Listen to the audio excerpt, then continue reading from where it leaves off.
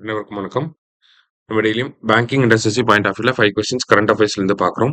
இன்னைக்கு என்ன கொஸ்டின்ஸ் இருக்கு அப்படின்னு சொல்லி பார்ப்போம். First one, the unemployment rate in India as per PLFS July அப்படின்னு சொல்லி கேட்டிருக்காங்க. Periodic labour force survey July மந்தோட சர்வே படி பார்க்குறப்ப இந்தியாவோட அன்எம்ப்ளாய்மெண்ட் ரேட் எப்படி இருக்குன்னா 5.6% இருந்து கம்மியாகி இப்போ 5.2% இருக்கு. ஸோ இந்தியாவோட அன்எம்ப்ளாய்மெண்ட் அப்படிங்கிறது 5.2%. சரியா? அடுத்தது, the labor force participation rate of women has increased to how many percentage as per PLFS July அப்படின்னு சொல்லி கேட்டிருக்காங்க. So labour force participation rate of women எவ்வளவா இன்க்ரீஸ் ஆயிருக்கு அப்படின்னு சொல்லி பார்த்தீங்கன்னா 24%லேருந்து இப்போ 25.5% இன்க்ரீஸ் ஆயிருக்கு. ஸோ விமனோட பார்ட்டிசிபேஷன் அதிகமானனால தான் நமக்கு என்ன இருக்கு, அன்எம்ப்ளாய்மெண்ட் ரேட் அப்படிங்கிறது 5.6லேருந்து 5.2% கம்மியாயிருக்கு. சரியா? அந்த ரிலேஷனை நம்ம புரிஞ்சுக்கணும்.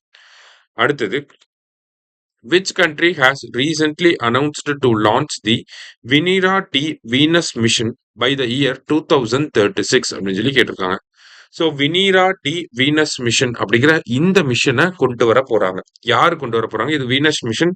இந்தியாவுக்கு வந்து சுக்ரியான் அப்படிங்கிறது இருக்கு. அதே மாதிரி ரஷ்யாவோட மிஷன் பேர் தான் வினீரா டி வீனஸ் அப்படிங்கிற மிஷன். சரியா?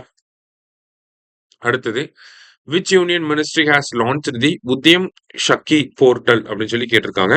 So ministry of MSME. Udyam portal அப்படின்னாலே எம்எஸ்எம்இ அதோட ரிலேட் ஆகி வரக்கூடிய ஒரு போர்ட்டல் தான் உதயம் சக்தி அப்படிங்கிறது.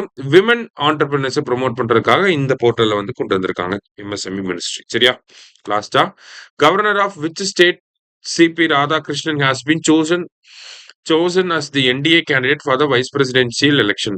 So CP Radhakrishnan governor of which ஸ்டேட்னு கேட்டிருக்காங்க. இவர் வந்து மகாராஷ்டிராவோட கவர்னர். ஆனா இவரோட நேட்டிவ் ஸ்டேட் என்ன அப்படின்னு சொல்லி பாத்தீங்கன்னா தமிழ்நாடு. சிபி ராதாகிருஷ்ணன் தமிழ்நாட்டுக்காரரு. ஆனா அவர் எந்த ஸ்டேட்டோட கவர்னரா இருக்காருன்னா மகாராஷ்டிராவோட கவர்னரா இருக்காரு. சரியா? இன்னைக்கு 5 கொஸ்டின்ஸ் பார்த்திருக்கோம். தேங்க்யூ. சுரேஷ் IAS அகாடமி, வெற்றியின் முகவரி.